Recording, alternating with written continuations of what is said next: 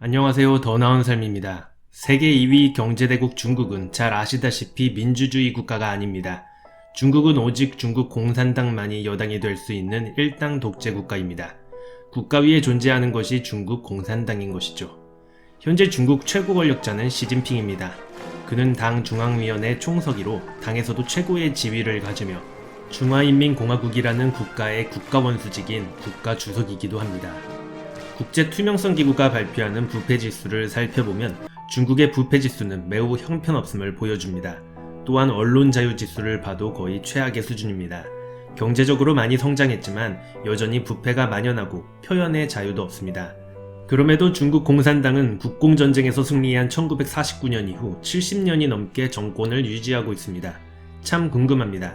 어떻게 중국 공산당이 세계에서 제일 사람이 많은 나라를 지배할 수 있는지 말이죠. 중국 공산당의 과거의 행적들을 살펴보아도 중국 인민들이 이 정권을 어떤 정당성에 근거하여 지지하는지 의문이 듭니다. 일반적으로 정권의 정당성이 없으면 그 정권은 오래갈 수 없는 것 지극히 당연한 진리입니다. 책 하버드 중국 특강에서 하버드대 중국 정치 전문가 엘리자베스 페리 교수는 중국 공산 정권의 정당성에 대해 분석합니다. 막스 베버는 모든 권력은 정통성을 확보해야만 지속적일 수 있고 정통성이 확보된 권력이 합법적 기구들을 통해 강제력을 가지고 통치의 정당성을 부여받는다고 보았습니다. 막스 베버는 지배의 정통성을 획득하는 방법으로 세 가지를 듭니다. 첫 번째는 전통적 권위입니다. 원래 그래왔으니까 라는 역사적 축적이 바로 그것입니다. 관례적으로 권위를 가집니다.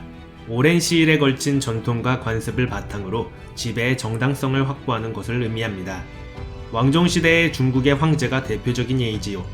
그러나 신의 혁명으로 청나라는 무너졌고 중국의 절대 군주체제는 사라집니다. 두 번째는 합리적, 법적 권위입니다. 만들어진 법에 대한 믿음과 절차를 바탕으로 지배의 정당성을 확보하는 것을 의미합니다. 민주주의 사회의 체제 정당성이 바로 여기에 기인되는 것입니다. 세 번째는 바로 카리스마적 권위입니다. 특정 인물의 신성성, 영웅성을 이용하여 권위를 얻는 방법입니다. 카리스마적 권위는 유지가 어렵고 카리스마가 존재할 때 앞에 나온 두 가지 형태의 권위로 전환시켜야 합니다. 과거 마오쩌둥은 카리스마적 권위가 있었다고 봅니다.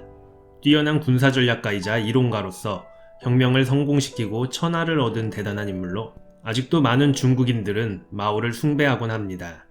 그러나 마오쩌둥은 40년 전에 죽었습니다.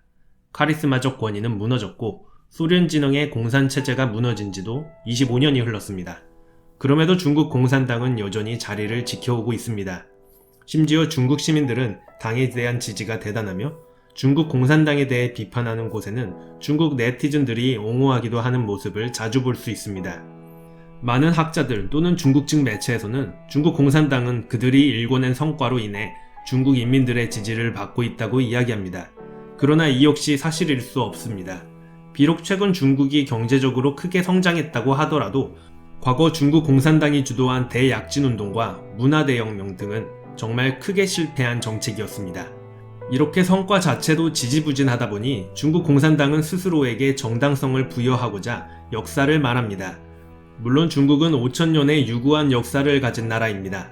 그러나 중국 공산당은 얼마 되지 않은 역사를 지닌 정당으로 집권 이후 인민들을 굶주렸습니다. 중국 공산당 역시 이 점을 잘 알고 있습니다.